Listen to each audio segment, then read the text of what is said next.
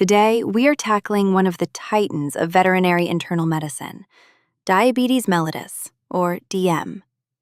This is a condition you will see constantly in practice, and it is defined as a chronic endocrine disorder characterized by persistent hyperglycemia. But to understand the disease, we have to understand the mechanic. At its core, diabetes is a failure of insulin. Insulin is the hormone produced by the beta cells in the pancreatic islets. Think of insulin as the key that unlocks the door to your cells. Without that key, glucose, the body's primary fuel source, cannot get from the bloodstream into the tissue.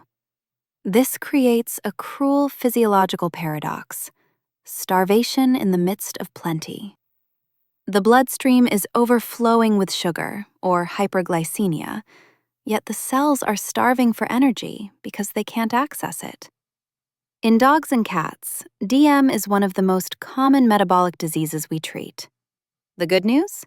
It is absolutely treatable. The challenge? It requires lifelong management and rigorous monitoring. This isn't a fix-it-and-forget-it disease. It is a lifestyle change for the owner and the patient. To understand what goes wrong in diabetes, we have to look at the machinery of the pancreas. Anatomically, the pancreas is unique because it's effectively two organs in one wrapper. The exocrine pancreas. The vast majority of the tissue is the exocrine pancreas. This is the digestive engine we discussed in the pancreatitis module. It churns out digestive enzymes and bicarbonate to break down food. But for diabetes, our focus shifts to the tiny clusters of cells scattered within that exocrine tissue. The endocrine pancreas, the islets. These clusters are called the islets of Langerhans. Think of them as the command centers for metabolism. Within these islets, we have specialized cell types that work in concert. Beta cells. These are the stars of the show. They produce insulin. Alpha cells. These produce glucagon. Delta cells. These produce somatostatin, which acts as a regulator. The insulin-glucagon seesaw. Healthy metabolism relies on a perfect balance between the alpha and beta cells. Insulin is the storage hormone. When blood sugar rises after a meal, beta cells release insulin to drive glucose into the cells and store excess energy as fat or glycogen. Glucagon is the mobilization hormone. When you are fasting or sleeping, alpha cells release glucagon to tell the liver to release stored sugar back into the blood so your brain doesn't starve. Diabetes mellitus occurs when this seesaw breaks. Specifically, it is a failure of the beta cells. Whether they are destroyed, as in type 1, or exhausted and ignored, as in type 2, the result is a body that cannot store energy, leaving sugar trapped in the blood while the tissues starve. Now, let's break down how this disease looks different in our two main patients. Dogs, the type 1 model. In dogs, diabetes is almost exclusively type 1-like, or insulin-dependent diabetes mellitus, IDDM.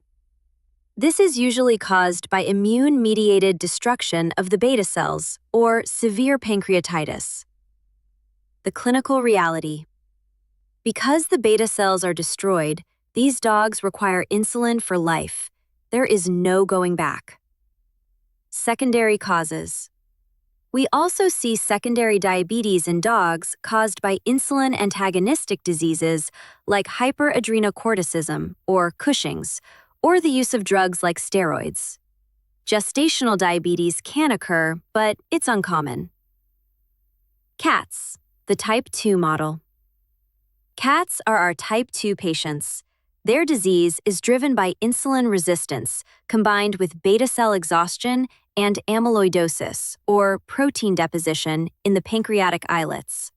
Obesity is a massive risk factor here. The hope. Because cats often still have some functional beta cells, they have a superpower: remission. With early aggressive treatment and weight control, we can sometimes reverse the state and get them off insulin entirely.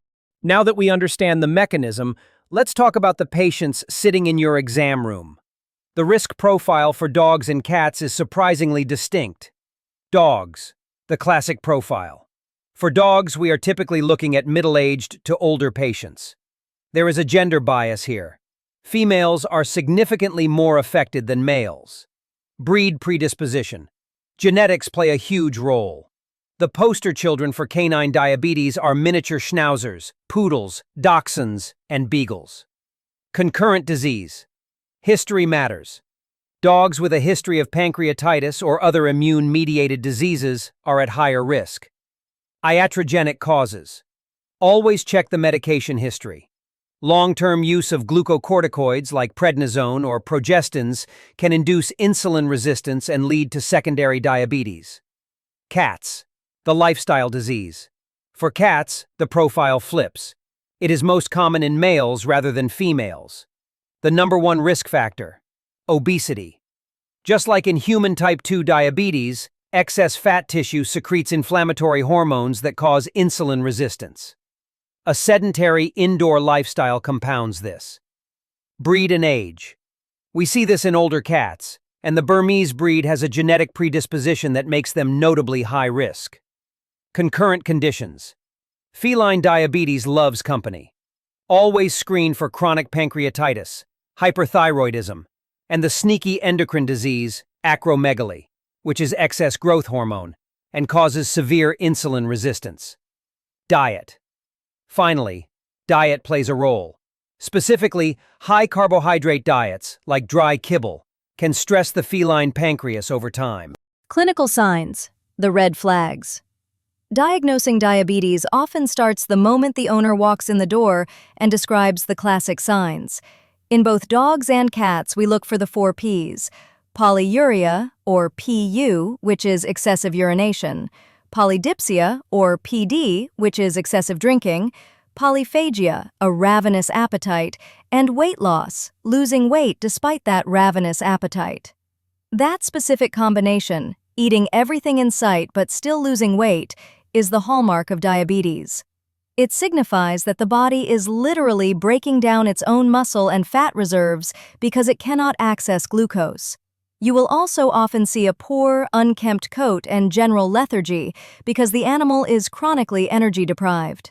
While the core signs are the same, dogs and cats have their own unique tells. In dogs, the most common and devastating complication is cataracts. High blood sugar drives glucose into the lens of the eye, where it traps water and causes the lens fibers to rupture. This happens fast, sometimes overnight, and leads to total blindness.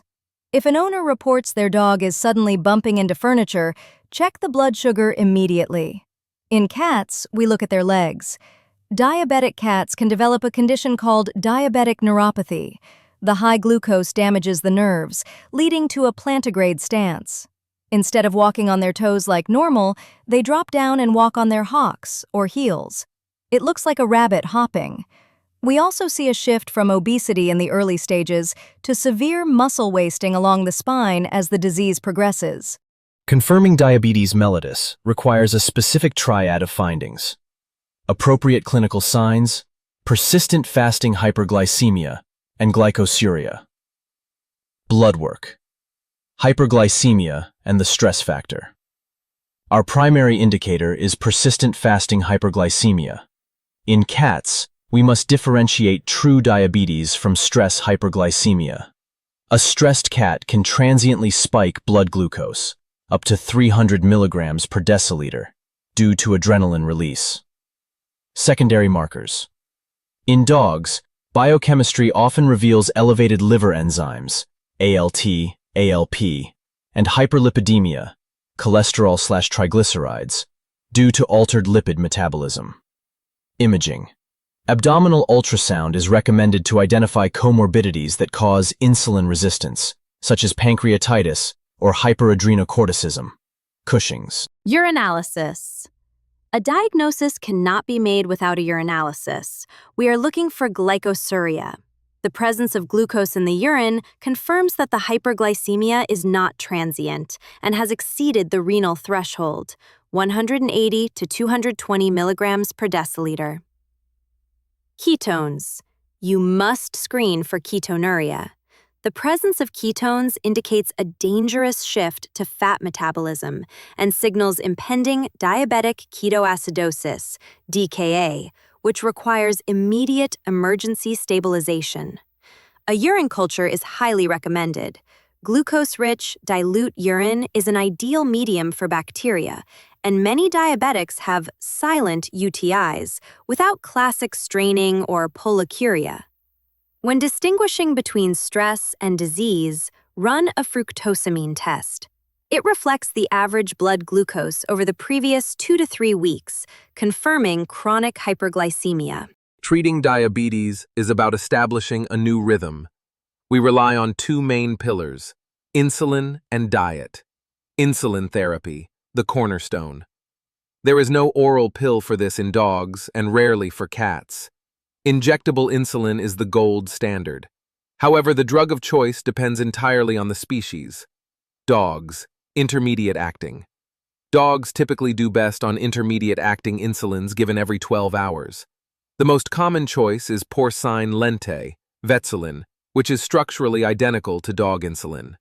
NPH, human insulin, is another cost-effective option. Cats, long-acting.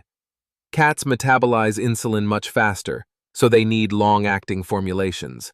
The gold standards are Glargine, Lantus, or Prozinc. These provide the smooth, long-duration coverage necessary to give those beta cells a chance to rest and potentially enter remission. Dietary management, fueling the engine. Diet is not just food, it is part of the medicine. But again, dogs and cats are opposites here. Dogs. We want high fiber and complex carbohydrates. Fiber slows down gastric emptying and blunts the post-meal sugar spike. Consistency is key. Same food, same amount, same time every day. Cats. We want the Atkins diet. High protein, low carbohydrate. Cats are obligate carnivores. Their liver turns protein into energy. Carbs just stress their pancreas. Canned food is generally preferred over dry kibble because it has lower carbs and higher water content. The routine. The secret to success is consistency. We aim for 12-hour intervals. The mantra for owners is, feed first, then shoot. You must verify the pet is eating before giving the insulin to avoid dangerous hypoglycemia. Exercise should also be moderate and consistent. A marathon run on Saturday after a week on the couch will crash their blood sugar.